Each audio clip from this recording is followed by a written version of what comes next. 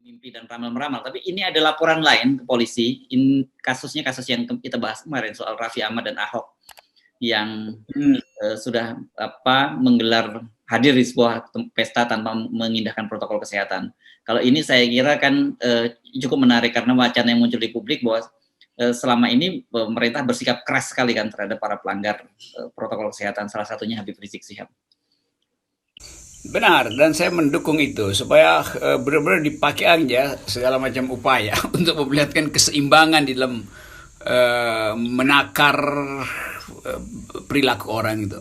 Perilaku Habib Rizik harus dianggap sama dengan perilaku selebritis, perilaku mereka yang Ahok geng segala macam. Sama itu perilakunya tuh. Tapi problemnya adalah kenapa yang perilaku yang sama perlakuannya beda secara hukum kan?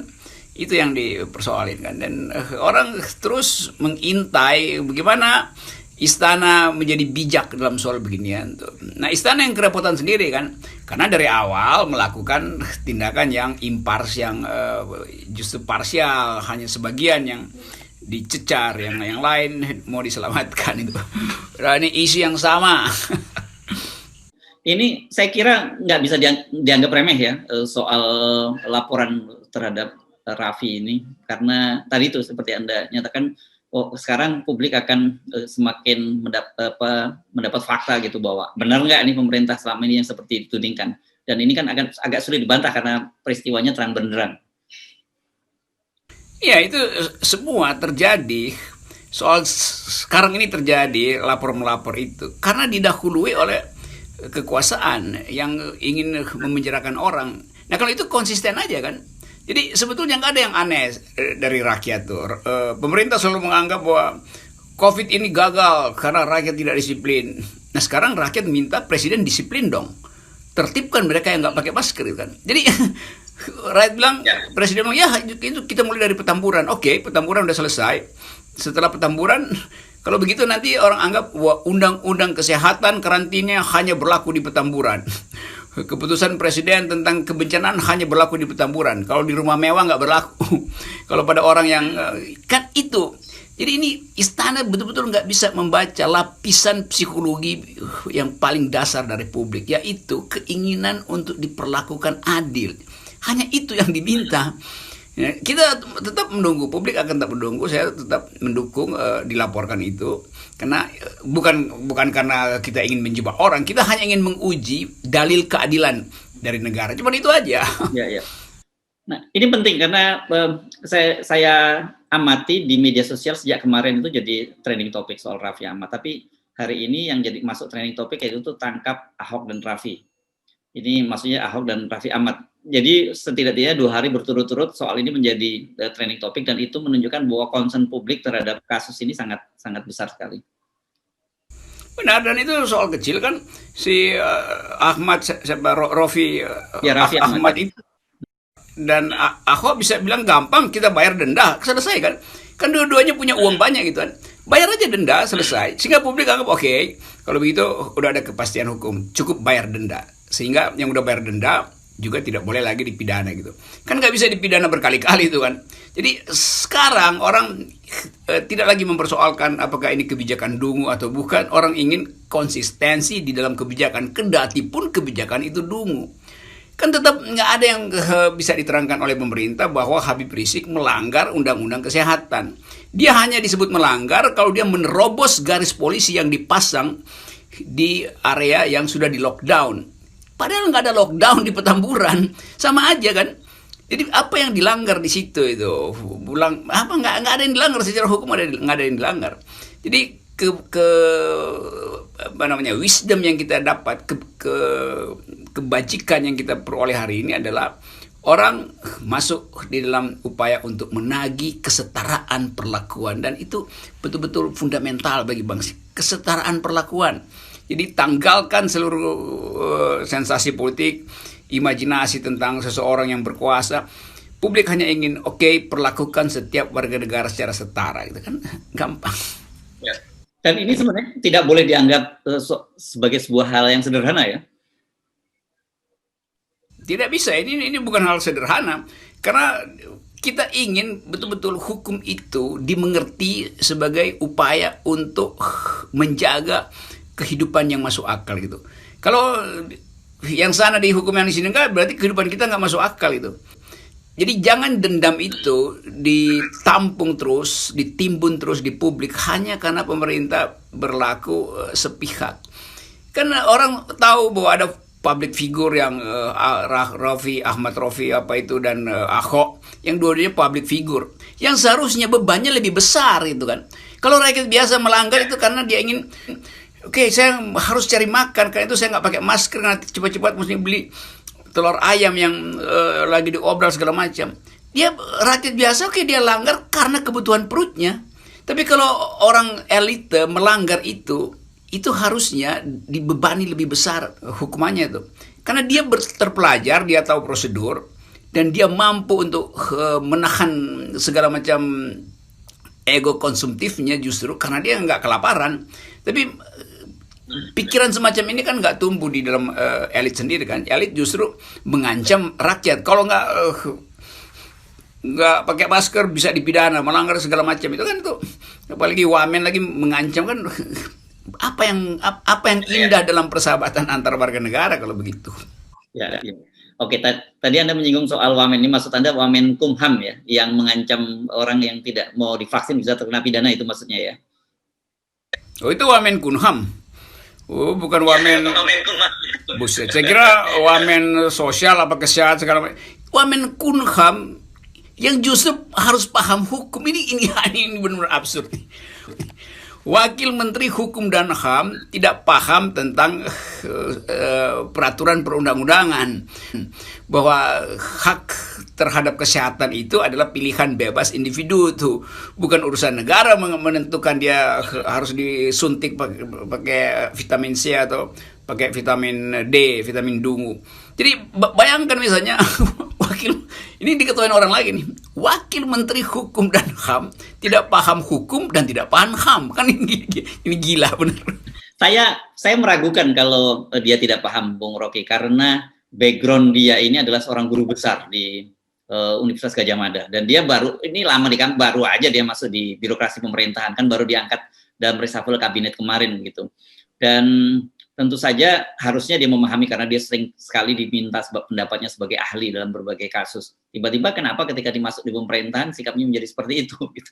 Dan konyolnya itu diralat oleh Menkumham dan kemudian juga ditegur kata Menkes sudah. Itu anehnya nih orang akademis di kampus, di depan mahasiswa dia pinter. Di depan mahasiswa, begitu masuk kelas dia pinter, begitu masuk kabinet dia jadi dungu. Kan berarti ada sesuatu, ada jembatan yang putus gitu. Bagaimana mungkin orang yang bertahun-tahun, berjam-jam ada di depan kelas mengajarkan hak asasi manusia, mengajarkan tentang hubungan antara tindak pidana dan kausalitas untuk menentukan jenis hukuman, tidak mengerti isi dari undang-undang karantina. Ini dia nggak perlu baca undang-undang karantina, tapi dia tahu dalil-dalil di dalam undang-undang pidana tuh. Kan ini gila nih kan. Jadi keluar dari kampus orang menginginkan yang bersangkutan tetap sebagai profesor. Sekarang dia jadi kompresor juga akhirnya kan. Karena mulutnya kan menekan itu kan memberi kompresi, jadi kompresor juga tuh. Mengancam, apalagi mengancam gitu kan, itu saya nggak tahu. Mudah-mudahan pulihlah akal sehatnya sang guru besar itu. Kalau nggak nanti dia namanya guru besar, otaknya kecil juga itu kan. Itu juga yang seringkali berlangsung di Republik ini nih. Kan kita berharap dengan masuknya orang-orang kampus itu membawa wisdom dari yang dibawa oleh perguruan tinggi gitu ya, bukan sebaliknya. Kalau di kampus kan kita bercakap-cakap di dalam suasana akademis, artinya dilatih untuk berbantah-bantahan itu. Nah begitu dia masuk kabinet, mestinya fasilitas itu dia bawa, yaitu berbantah-bantahan dengan siapa? Bukan dengan muridnya, ya dengan dirinya sendiri. Karena dia dituntut untuk paham tentang kepentingan publik itu. Nah sekarang dia bahkan berbantah-bantahan dengan dia sendiri nggak bisa itu. Lalu dia ditegur oleh, yang negur siapa? Presiden itu, bukan lagi. Siapa yang negur dia, Hersu? Itu pertama diralat oleh Menkumham, Yasona Lali. Tapi kemudian kemarin dalam rapat dengan Komisi 9 DPR disebutkan bahwa sudah ditegur di dalam rapat kabinet, disebutnya gitu kata Menkes. Kalau itu urusan birokrasi kan, itu birokrasi menegur dia karena soal komunikasi yang salah, itu kan soal komunikasi. Tapi ini soal pertanggungjawaban akademis, dia nggak boleh ditegur, dia mesti datang untuk menerangkan ulang kesalahan berpikir dia, tuh kan. Itu tradisi akademis begitu. Saya nggak mau ditegur, saya terangkan bahwa saya salah dalam argumentasi itu. Gitu. Kalau tegur itu urusan karena di ASN mau ditegur. Jadi menegur wakil menteri itu ada dua aspek. Menegur secara birokratis, udah pasti atasannya yang mesti tegur kan. Kan begitu kan, nggak mungkin bawahannya kan. Tapi dia profesor, di kampus ada tradisi bahwa profesor juga bisa ditegur oleh mahasiswanya tuh. Karena ini soal dalil akademis, pengetahuan tentang hukum pidana itu kan. Jadi dia mesti bilang, oke, sebelum saya ditegur oleh mahasiswa saya, maka saya menyatakan saya salah di dalam menerangkan kausalitas di dalam penentuan pidana gitu. Itu baru fair, karena dia menyandang gelar guru besar itu. Jadi dia mesti datang di depan pers, terangkan bahwa saya salah, saya minta maaf pada mereka yang saya ajari di mana UGM apa di universitas apa itu, supaya terjadi komunikasi akademis, supaya dia bisa perbaiki argumen akademisnya. Kalau argumen komunikasi politiknya memang udah keliru, ya ditegur sama atasannya, itu biasa aja. Ini ngaco lagi nih. Okay. Aduh. Saya kira karena memang ini bahaya sekali ini. Satu, bisa juga dianggap menyebarkan ketakutan pada publik. Karena dengan diancam-ancam pidana, orang kan bisa stres juga. Kalau yang punya duit model Raffi dan Ahok, seperti yang Anda bilang tadi, kan tinggal bayar.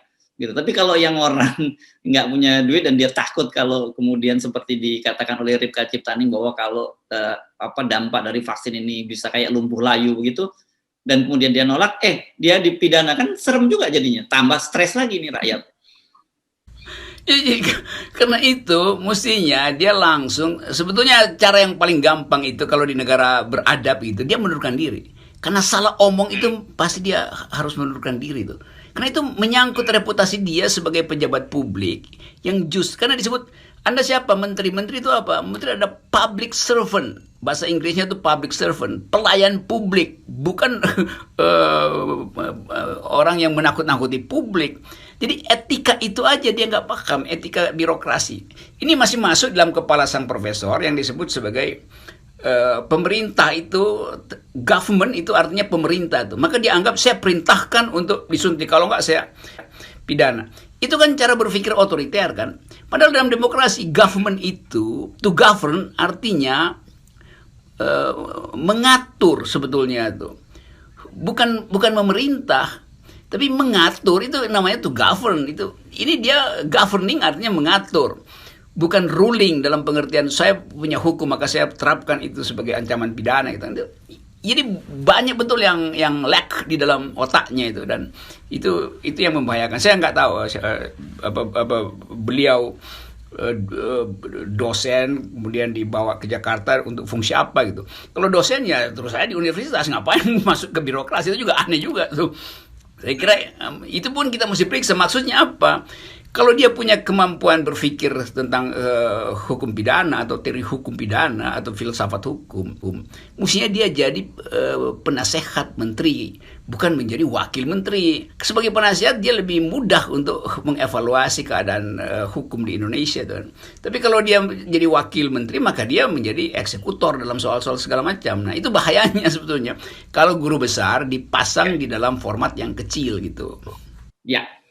Saya kira ini sekali lagi kita melalui forum ini menyampaikan semacam kritik kepada pemerintah berkaitan dengan strategi komunikasinya ya, karena dengan bermacam-macam pesan yang berbeda-beda dari para pejabat publik ini, juga pesan yang ditangkap oleh publik itu juga jadinya berbeda-beda, dan dampaknya kita jadi bisa memahami kalau kemudian persoalan vaksin pun ketika presiden disuntik, orang juga masih curiga juga ini jangan-jangan nggak disuntik tapi ini pura-pura aja disuntik, ini kan jadi bahaya kalau semacam ini.